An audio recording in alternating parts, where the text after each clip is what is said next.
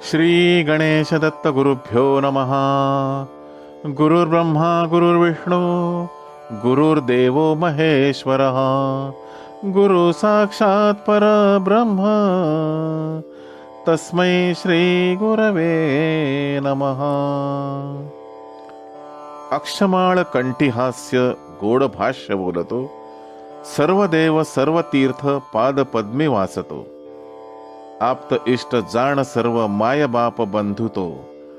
रामकृष्ण सद्गुरुसी दोन्ही हात जोडितो. गुरुवाणी पुष्प 1 मधील उपवास, व्रत व रूढी या अध्यायाच्या पुढील भागाचं मी पठण करीत आहे. या भागात परमपूज्य सद्गुरू श्री रामकृष्ण क्षीरसागर स्वामी आपल्या प्रासादिक वाणीतून आशीर्वादपर मार्गदर्शन करताना म्हणतात, नगरच्या एका भक्ताने क्षेत्राच्या ठिकाणी जाण्यात 12 वर्ष खंड केला. त्या काळात त्याच्यावर अनेक संकट आली.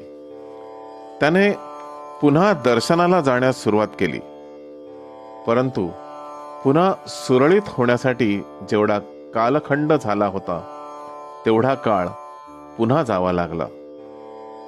संकल्पाप्रमाणे जर दरवर्षी ठराविक दिवशी जाता आले नाही तर 1 दिवस जाऊन दर्शन घेऊन यावे व सेवा करून यावी. त्यात खंड पडू देऊ नये.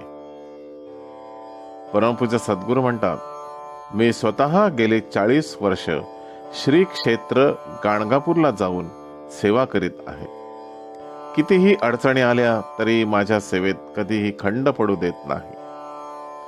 सामान्य माणसांवर संकट येतात. स्वतःच्या मुलांसाठी आई वडील देवाची करुणा भागतात. मुलांना बरं वाटावं म्हणून किंवा इतर कामं होण्यासाठी ती देवाला नवस बोलतात.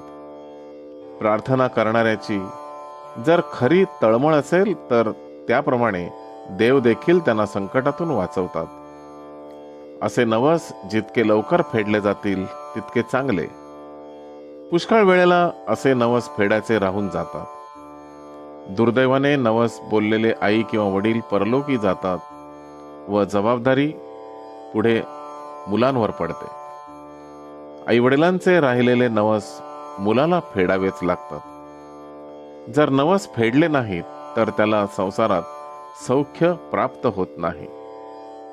घरात विनाकारण भांडणे होतात. सर्व असूनही असंतुष्टपणा वाढतो. नवस फेडण्याची जबाबदारी कोणाची ही कोर्टाची भाषा देवाकडे चालत नाही. ही जबाबदारी जशी नवस बोलणाऱ्या आई वडिलांची तशीच मुलांची देखील असते. कारण मुलांच्या तब्येतीसाठीच नवस केलेला असतो. नवस म्हणजे देवाचे एक प्रकारचे देणेच असते. ते द्यावेच लागते, नाकारता येत नाही. नवस फेडल्याशिवाय परिस्थिती सुधारत नाही. परमपूज्य सद्गुरू म्हणतात, आमच्याकडे एका सुशिक्षित कुटुंबातील वडील व मुलगा दर्शनाला आले. वडिलांचे म्हणणे असे की त्यांच्या घराण्यात कैक वर्षांपासून बळी देण्याची पद्धत आहे. आता मुलगा शिकलेला आहे, तो या रूढीला विरोध करतो. मुलाचं म्हणणं असं की बळी देण्याची पद्धत ही जुनाट पद्धत आहे, ती बंद करावी. मी त्यांना खुलासा केला की तुम्ही कितीही शिकलेले व सुधारलेले असलात तरी घराण्याची कुटुंबाची परंपरा सोडू नका. या परंपरेमुळेच तुमच्या घराण्याचे कल्याण झालेले असते. जर तुमच्या घराण्यात बळी देण्याची पद्धत असेल तर जरूर बळी द्या. देव जरी ते खात नसले तरी त्यांचे बरोबरचे गण संतुष्ट व्हावे लागतात. काही वेळा दुष्ट व असंतुष्ट शक्तीही हजर असतात. त्या संतुष्ट व्हाव्या लागतात. बळी देऊन त्यांना संतुष्ट करण्याची पद्धत पडली असावी. ह्या रूढी पिढ्यानपिढ्या चालत आलेल्या असतात. ह्या आपण मोडू नयेत. ह्या गोष्टी आपण नाकारू शकत नाही. त्या अदृश्य व प्रचंड शक्ती असतात.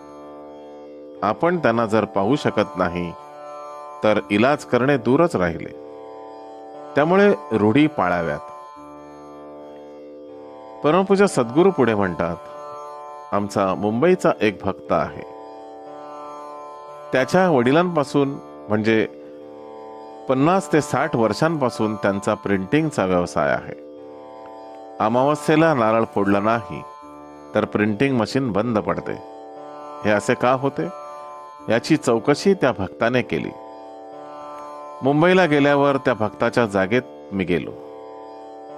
वास्तू पाहिली. जागेत दोष आढळला नाही. विनाकारण दुसरे अरिष्ट उभे राहू नये म्हणून मी सल्ला दिला की महिन्यातून एक अमावास्या असते. नारळाची किंमत किरकोळ असते, तेव्हा अमावास्येला नारळ जरूर फोडावा. त्यामुळे दुष्ट शक्ती संतुष्ट होतात. काही दैत्य प्रवृत्ती अमावस्येच्या दिवशी बरोबर तिथे हजर राहतात व नारळ फोडल्याने त्या संतुष्ट होतात. अमावस्येला जेव्हा आम्ही त्या वास्तूत प्रवेश केला तेव्हा त्या दुष्ट शक्ती तिथून तात्पुरत्या बाजूला निघून गेल्या. आम्ही निघून गेल्यावर त्या पुन्हा जागेत हजर झाल्या. नाहीतर मशीन अमावस्येलाच का बंद पडते? आपण आपल्या पूर्वजांवर विश्वास ठेवावा. त्यांनी ज्या रूढी पाळल्या असतील किंवा नव्याने निर्माण केल्या असतील तर त्यात खंड पडू नये.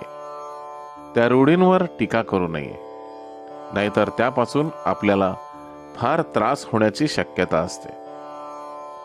सद्गुरूंच्या मार्गदर्शनाप्रमाणे आपली वर्तणूक ठेवावी, म्हणजे आपली प्रगती झपाट्याने होते. श्री गुरुदेव दत्त. नित्य गुरुवाणी या ग्रंथामध्ये परमपूज्य सद्गुरू यांनी पुढील प्रमाणे मार्गदर्शनपर आशीर्वाद दिले आहेत. तुमचं मन संशयापासून मोकळं झालं पाहिजे. रोजच्या स्वाध्यायामुळे शक्ती निर्माण होते व हीच शक्ती तुम्हाला उपयोगी पडते. गटारं रोज स्वच्छ का करावी लागतात? जर गटारं स्वच्छ केली नाहीत तर दुर्गंधी पसरेल. साचलेल्या पाण्यात पदार्थ कुजतील व डास होतील हे निराळच. हे होऊ नये म्हणून गटारे स्वच्छ केली जातात. तसंच आपले मन आहे, ते रोज उपासनेने स्वच्छ करावे लागते. बुद्धीला शिकवणं आपले कामच आहे. जर वेडीवाकडी जाणीव होऊ लागली तर ताबडतोब थांबवावी. आपण करीत असलेली उपासना बरोबर की चूक हे तपासावे.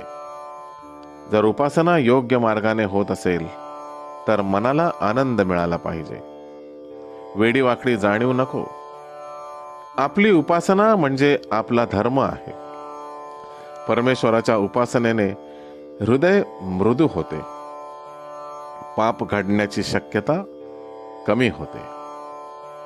श्री गुरुदेव दत्त.